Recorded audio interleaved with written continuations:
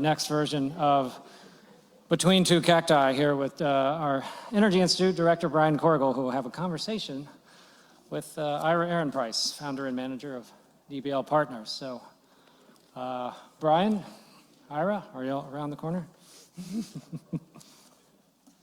So let's welcome Brian and Ira to the stage. Yeah, thank you very much. Yeah. Want to see it?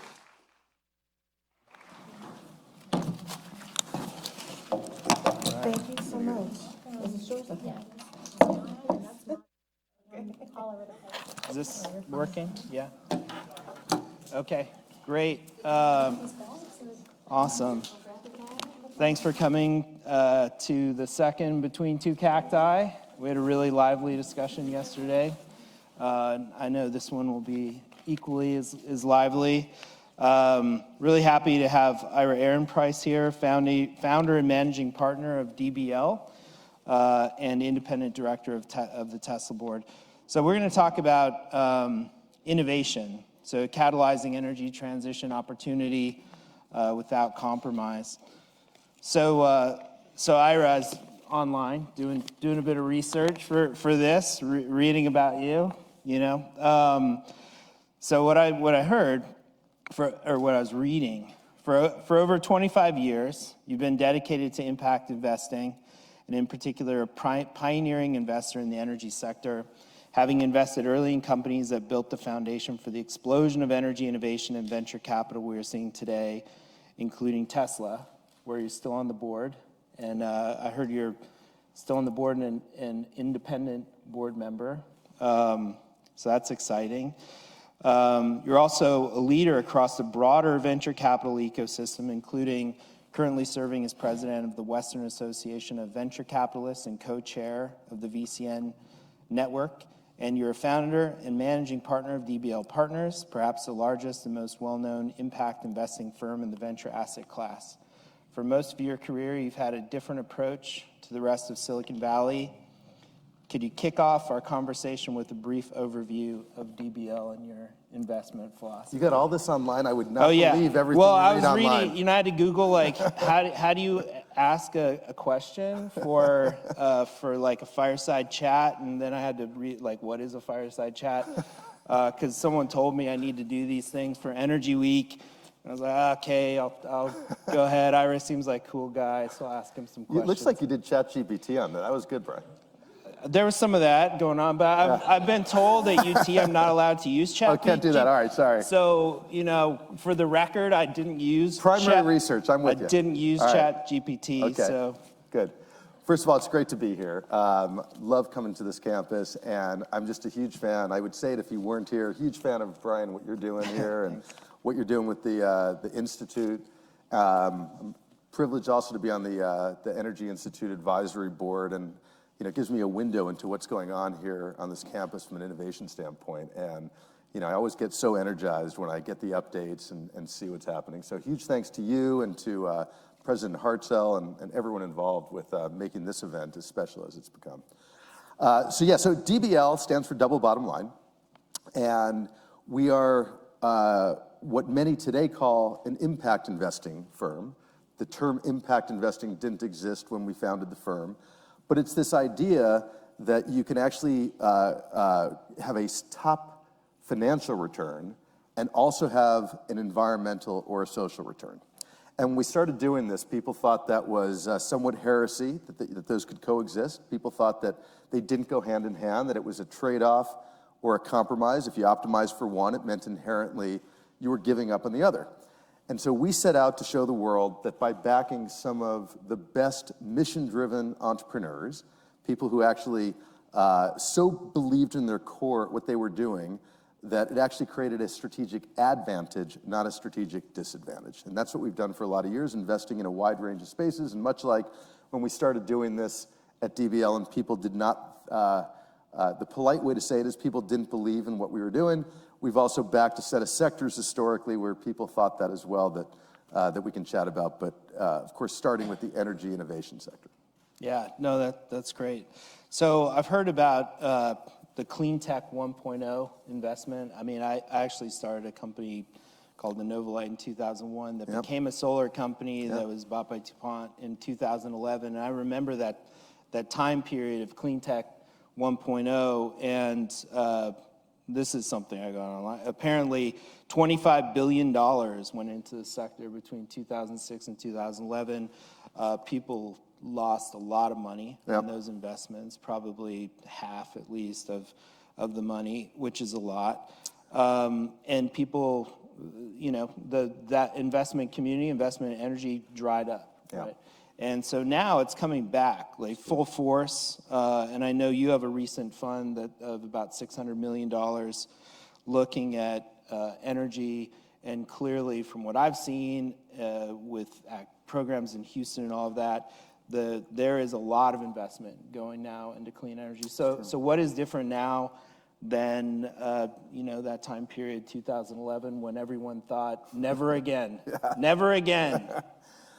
So I started investing in energy in the 90s. So I guess I was part of clean tech negative 8.0.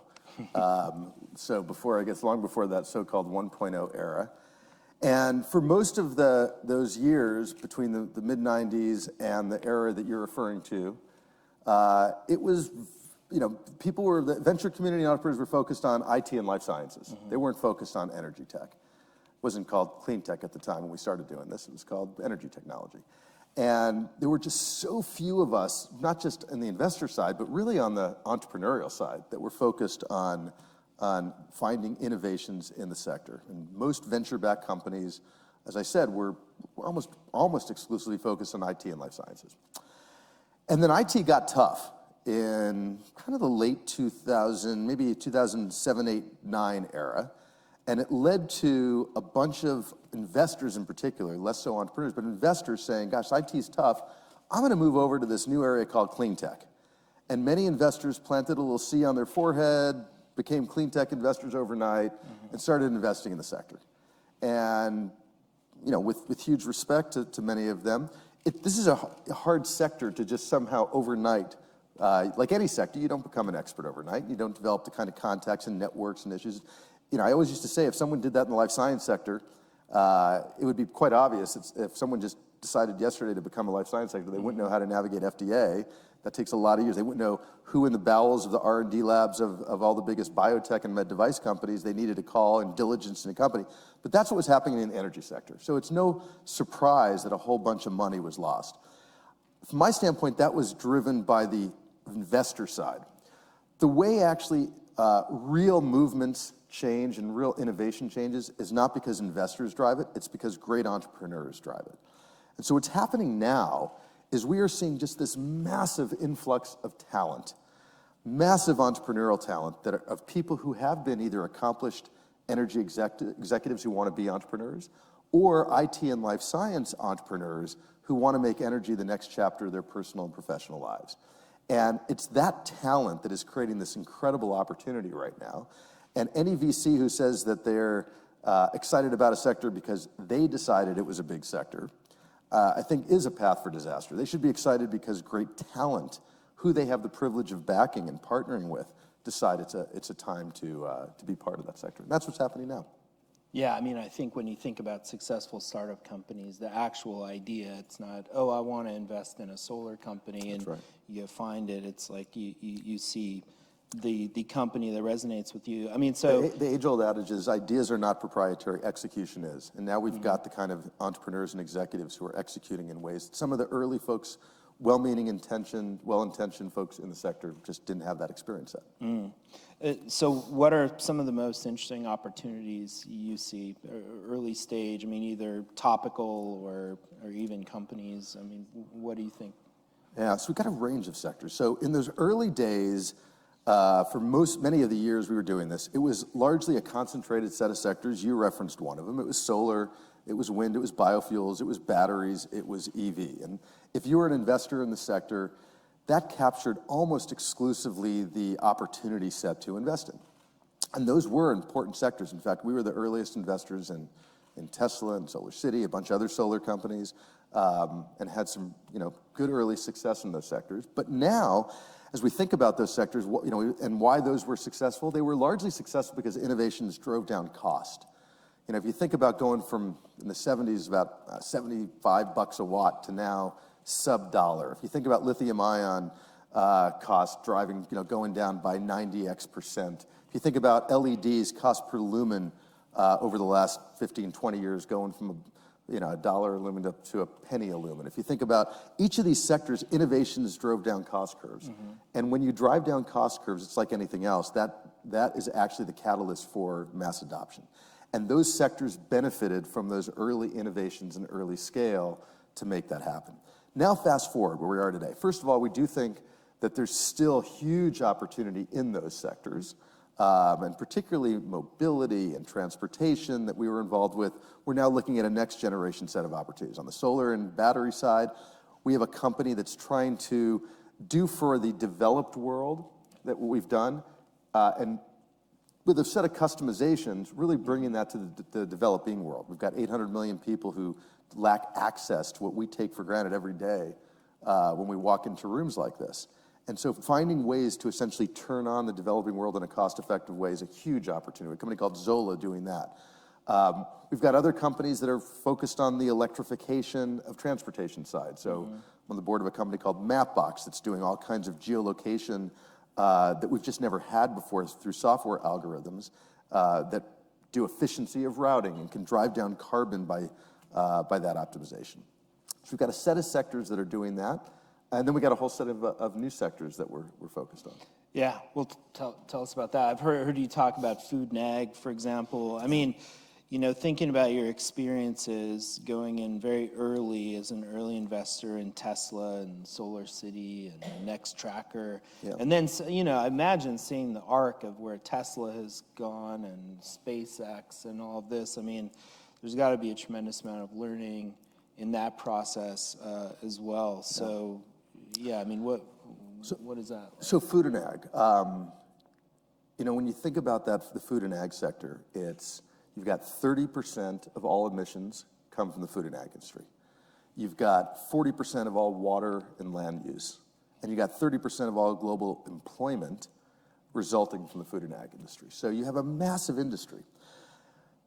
It is also an industry, the paradox is, that has not had a lot of innovation. It's dominated by oligopolies, by companies that were actually mostly started in the 1800s. When you talk about Monsanto or Deere or Dole or Cargill, these are companies that have been started many, more than a century ago, and whose mission has largely been preservation of status quo as opposed to the Moore's Law idea of disrupting incumbency. They are the incumbents.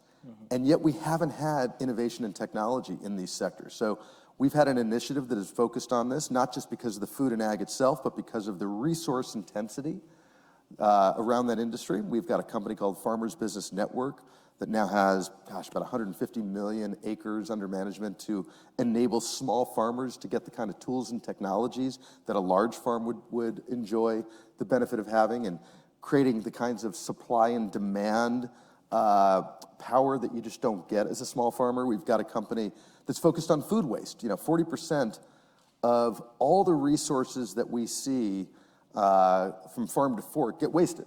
So think about the water, the land, the carbon. 40% is wasted merely because from when it was actually created at a farm to actually going to inside someone's mouth, you only have 6 out of 10 that get utilized. So if you can tackle food waste, it has a massive, massive opportunity set. And so we've got a company that has a plant-based polymer that by applying it post-harvest extends shelf life by anywhere between 2 to 4 weeks, depending on which fruit or vegetable it is. So huge advantage. There's lots of neat ideas we're seeing in food and ag that we haven't seen before, again, because we have entrepreneurs focused on this sector. Yeah, no, that's fascinating. So I think food and ag, its intersection with energy and water. I'm curious if there's a frontier area that you're thinking about that really, nobody's heard of, where maybe you can't tell us, but I can, but I'll whisper it. Frontier area. I'll give you one. I'll give you a couple of things. On frontier area, one of the things that we have a practice around is what we call the Earth-Space Nexus, and it's an area that historically folks investing in our sector just didn't really think about or do much around. And the epiphany for us was if we were sitting here in the 17th century, all of a sudden the development of the microscope made a whole set of things that were invisible suddenly visible. And what's happened in recent times is the cost per launch for space has gone down dramatically, largely because of SpaceX's innovation around reusability. And what was once the purview of governments has now become the purview of a private company that has dramatically changed what the oligopoly, when we first invested, it was an oligopoly dominating the private space industry, and there was not a lot of change and disruption. And now SpaceX has enabled their customer base to get access to launch at an unprecedented cost point. And so that's unlocked a whole set of ideas that we just didn't have before and enabled launch capability that for at least the sector we care about, now we can measure and monitor planet Earth in a different way. Now we have things that are visible to us in ways we didn't have before. We have another company that's taking advantage of that called Planet. It used to be called Planet Labs, it's now public. And they developed a constellation that for the first time ever, they have high resolution imagery on every part of planet Earth, every longitude and latitude.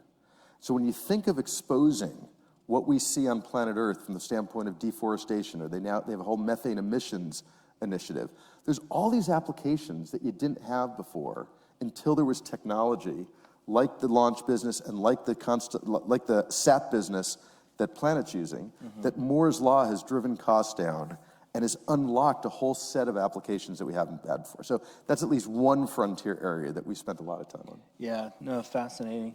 I want to ask you about large corporations. So yesterday's Between Two Cacti, I was talking to Haiben Xu from Shell, Nick Clausey from ExxonMobil, and I asked them their perspectives of how incumbent energy companies, oil and gas companies that are interested in innovation, interact with startups. Yeah. And I would say, I would direct this even more to you, with the venture community that's not a venture arm of a large corporation. And especially in terms of the broader goals of decarbonization and sustainability. So not just making money, not just being in the energy sector, but also the second in the DBL, the second bottom line, or maybe the first bottom line. How do you see those interactions playing out these days? You know, there was this, when I got into the venture business almost 30 years ago, there was this almost mythical idea that existed largely because of the IT industry, that these small little companies would start in a garage, they'd have this idea, and they would do a whole set of things to leapfrog incumbency.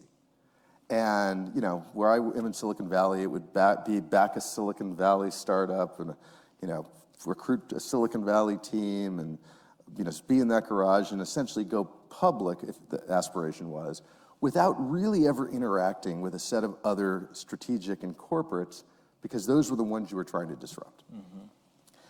And while that worked in IT, that is a terrible recipe for the energy industry.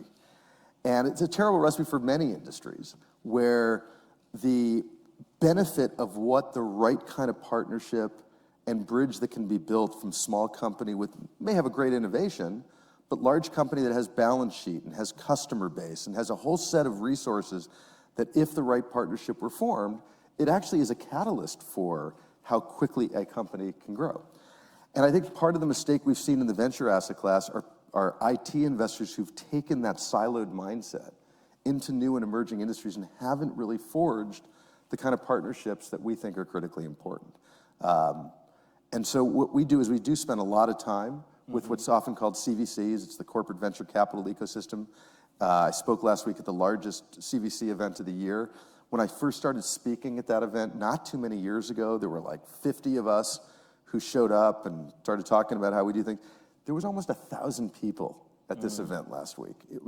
It shows you the rise of the corporate interest in actually doing what you're talking about and building those bridges. And it's come a long way. You know, when we started this, it wasn't just the CVCs, but the corporates themselves. It was largely greenwashing. It was largely people coming in and, you know, a lot of rhetoric. It was largely someone perhaps marginal inside a large organization. And it's been replaced from the core exec staff trying to find ways where identifying young companies to plug in to their infrastructure is now seen as a competitive advantage. The best analog that I try and give people are people who understand the biotech industry.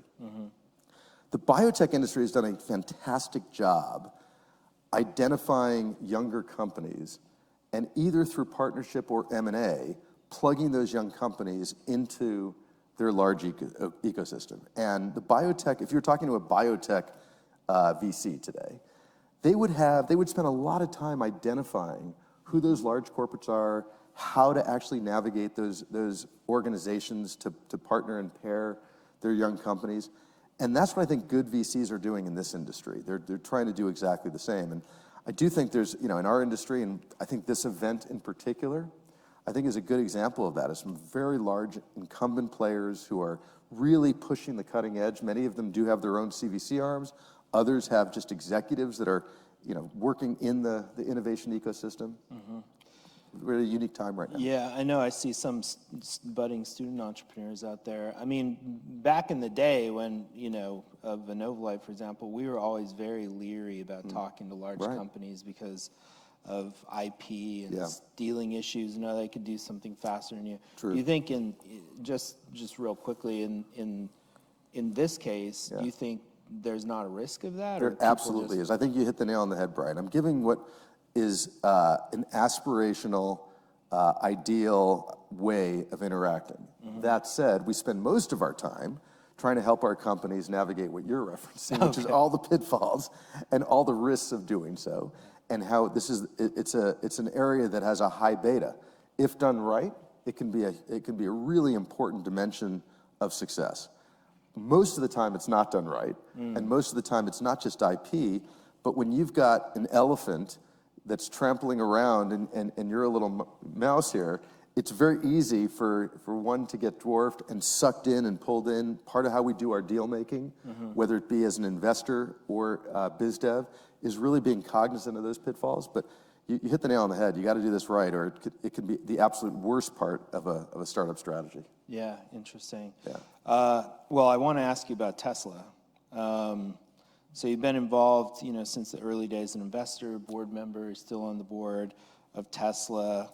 The company has more than $500 billion plus market cap. Tell us a little bit about that journey. I remember, I was like, what's this company's gonna not only make cars, compete with GM and Toyota. Maybe that doesn't sound weird now, but that definitely was what kind of wacky startup model is that? So love to hear. Why did you invest, and what's the journey been like? Well, most of the things when I invest in them, my friends call them wacky, and most people have other adjectives they use to describe what they think of them. And that was true, of course, in Tesla's case. There hadn't been a U.S. auto OEM IPO in over 50 years. When you talked about startups in the auto industry, words like DeLorean were used.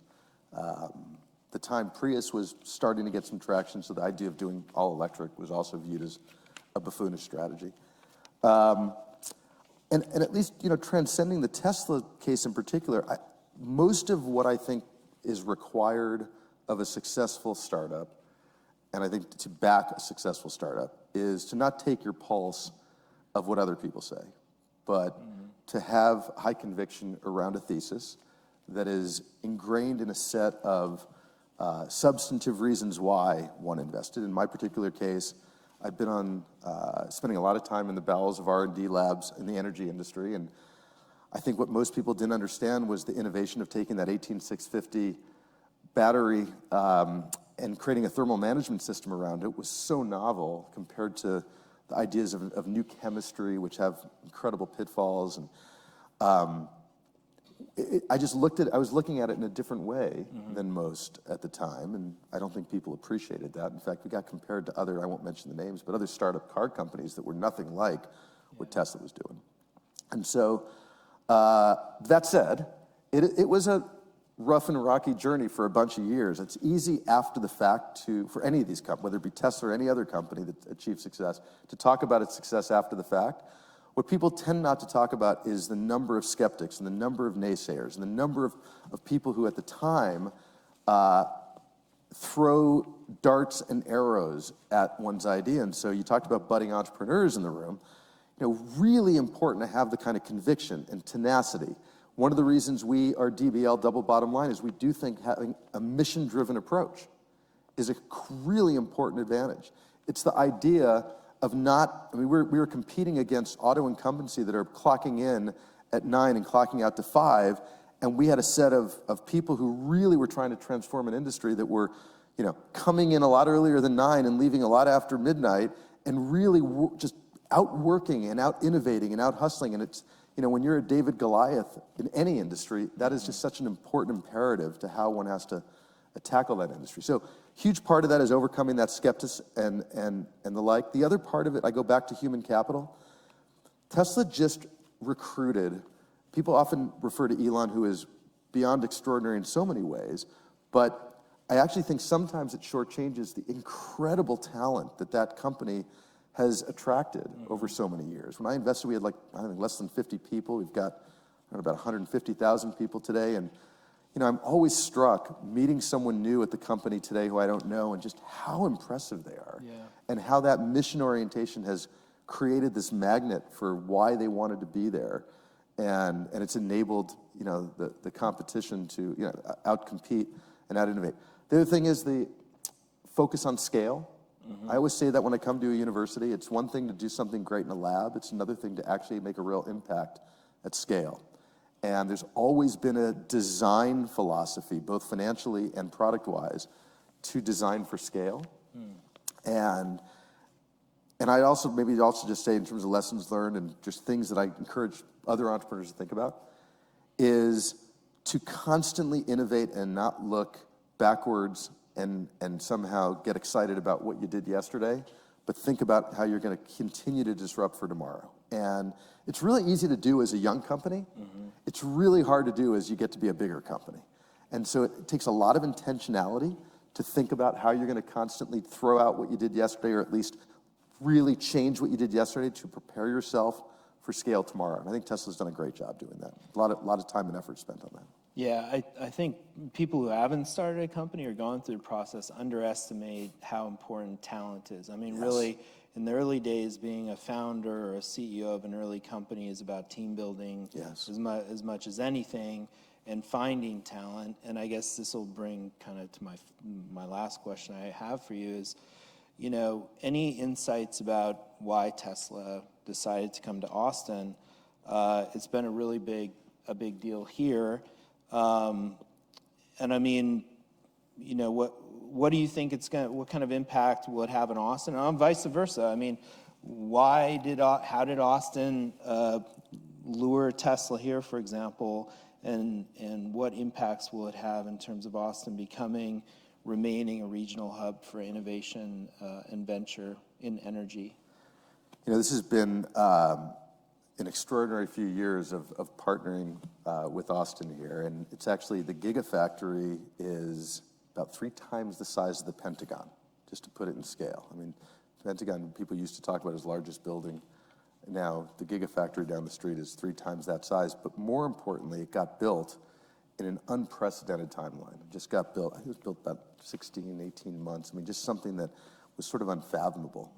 And doing that, I think, can create the kind of, most of what we do is VCs and entrepreneurs is try to create the art of the possible and show something aspirational. And I do think part of what Tesla's doing in Austin, while it's great for Tesla, I think the more important impact it's having is just on creating an ecosystem around it of innovation. And the number of entrepreneurs that I talk to now who are deciding to plant in Austin and recognizing the incredible talent pool in Austin, this university being, one of the really important jewels and gems in Austin. And I do think it shows kind of the opposite of what I described as the IT industry in the 90s, which is this really myopic Silicon Valley-centric view of the world, which may have described IT in the 90s. I don't think it does describe IT today, but it really doesn't describe the energy and the other industries in which we're investing, which are widely dispersed geographically in terms of talent and opportunity. And I think having this as a hub, not just because of what Tesla's doing, I have multiple companies that are based here and have operations here, just continues to give me excitement around this as a regional hub. And I'll just end by thanking you and the Institute about the incredible work you're doing that I think just continues to feed the opportunity. And as I look out, I've been involved with other universities and national labs over time, success begets success. And so it's much like, people refer, at least in the entrepreneur area, of, how many entrepreneurs were spawned out of PayPal is one example.